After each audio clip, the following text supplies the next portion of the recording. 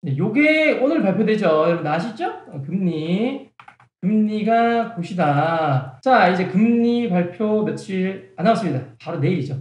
2023년 3월 23일 새벽 3시 이제 곧 금리가 나올 예정입니다. 야,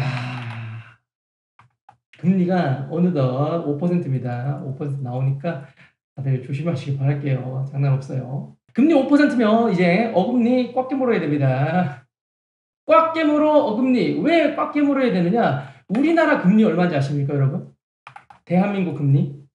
대한민국 금리와 미국 금리 차이가 엄청납니다. 와, 여러분 이게 좀 중요하더라고. 우리나라가 어떻게 해서든 금리 안 올리려고 목숨 걸었더라고요. 여기 3.5% 동결이죠. 3.5%. 3.5%야. 장난 없습니다. 와, 우리나라가 금리가 더 낮습니다. 3.5% 보이죠? 여기. 자, 이게 무슨 문제냐면, 자, 여러분들 집 근처에 은행이 있어요. 집 근처에 은행. 은행이 있는데 첫 번째 은행이 집 근처에 하나 있어. 오, 콩팥은행. 콩팥은행이 하나 있습니다.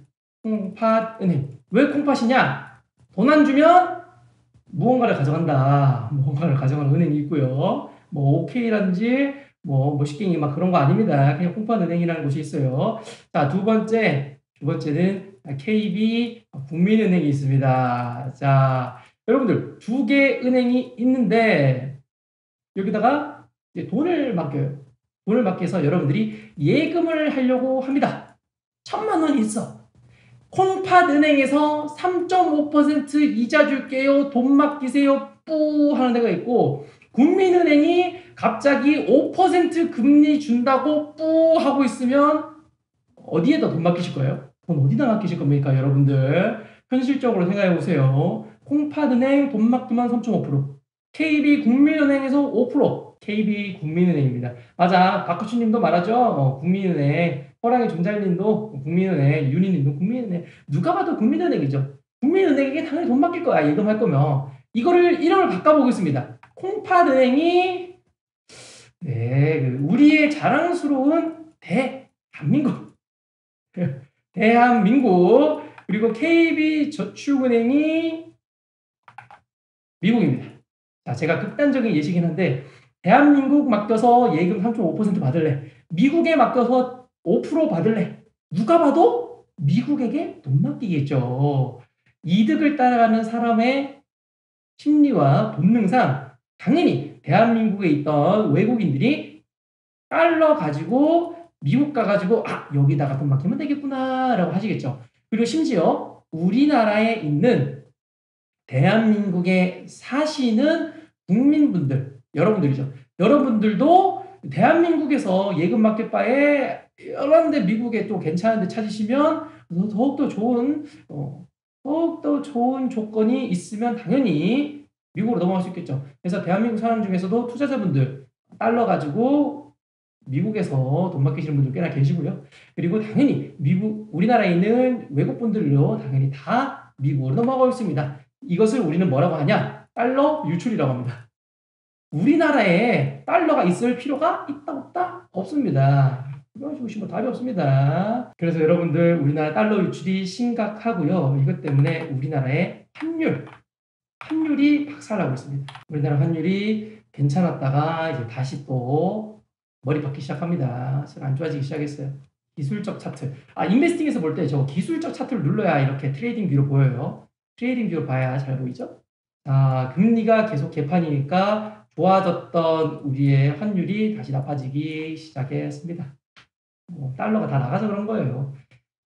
그만큼 우리나라 상황이 안 좋은데 문제는 뭐다? 우리나라는 금리를 올려도 될까요? 안 될까요? 달러 점점 더 비싸질 확률이 높죠. 왜냐면 미국은 금리를 계속 올린다니까? 미국 금리 동결 아직 동결 이야기고 나발이고 이 동결이 언제 될 거라고 예상하는지 아세요?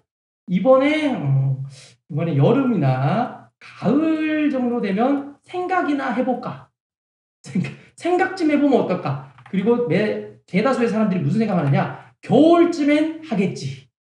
겨울쯤엔 금리 멈추겠지. 미국이 금리 올리는 걸 겨울쯤 멈추겠지. 여름, 가을은 기대만 한다. 라는 게 현재 대한민국과 전 세계적인 많은 경제학자들의 예상이죠. 그럼 뭐 미국은 계속 올려. 그러면 우리나라는 못 올리죠. 왜? 요거가 조금 문제가 있습니다. 표가 문제가 있습니다. 왜 표가 문제가 있느냐? 지금도 여러분들 죽겠죠. 지금도 죽겠잖아. 지금도 사실상 죽을 맛이죠. 저도 여러분들도 죽을 맛입니다. 왜 죽을 맛이냐? 물가가 일단 미쳤습니다. 그리고 대출 금리 미쳐. 하지만 내 수중에 돈이 없네. 돈이 없어서 대출 받아야 되는데 대출 받으니까 이자가 세. 이자가 세니까 현실적으로도 살기도 힘들어. 살기가 힘드니까 또 소비가 줄어. 소비가 주는데도 물가는 올라. 이게 레전드입니다. 여러분들의 소비가 주는데도 물가가 오른다. 이래가지고 우리나라에서는 이제 수요가 점점 줄기도 주는데도 미친 듯이 물가가 올라가고 있습니다. 물가가 오르는 이유 중에 하나가 당연히 달러 유출이기 때문에 달러 유출이 되면 당연히 우리나라가 다른 나라에서 수입을 해오는데 대다수의 물건들을 수입해오죠. 수입해오는 가격이 높아집니다. 수입해주는 물건의 가격이 높아지니까 당연히 우리의 물가도 올라갈 수밖에 없는 구조다. 그래서 우리나라 정부는 마음껏 금리를 못 올린다. 금리 올리면 펑 터질까봐 그렇습니다. 그래서 우리나라가 펑 터질까봐 지금 금리를 못 올리는 게 대한민국 한국은행이다. 그래서 이번에 한국은행 보시면 여기 떴죠? 2023년 3월 22일 8시 3.5분. 이번에 또 발표가 난 겁니다. 우리나라 금리가 발표가 되었어요. 어떻게? 동결로. 동결. 올리면 죽으니까. 누가? 우리 모두가 다 죽기 시작할 수도 있기 때문에 이빨 꽉 깨물고 대한민국 정부는 이빨 꽉 깨물고 버티겠다 시전하는 겁니다. 하지만 이제 곧 발표될 미국 페드 금리는 올라가겠죠. 많은 사람들이 예상하는 0.25% 오른다고 예상하죠. 아마 0.25% 오를 겁니다. 0.25% 오르면 미국은 5%, 우리나라는 3.5%. 이렇게 되는 상황이 벌어지지 않을까 싶습니다. 박가춘님이 이야기하시네요. 결국엔 소비자한테 부담이 가중되고 내수경제 침체되고 악순환의 사이클이야. 맞습니다. 악순환의 사이클이 진행은 되는데 물가는 오를 거야. 물가는 오를 거야. 많은 경제학자들과 여러분들 머릿속에 있는 지식으로는 이게 소비가 줄면 가격이 떨어진다라고 예상하죠. 안 떨어집니다.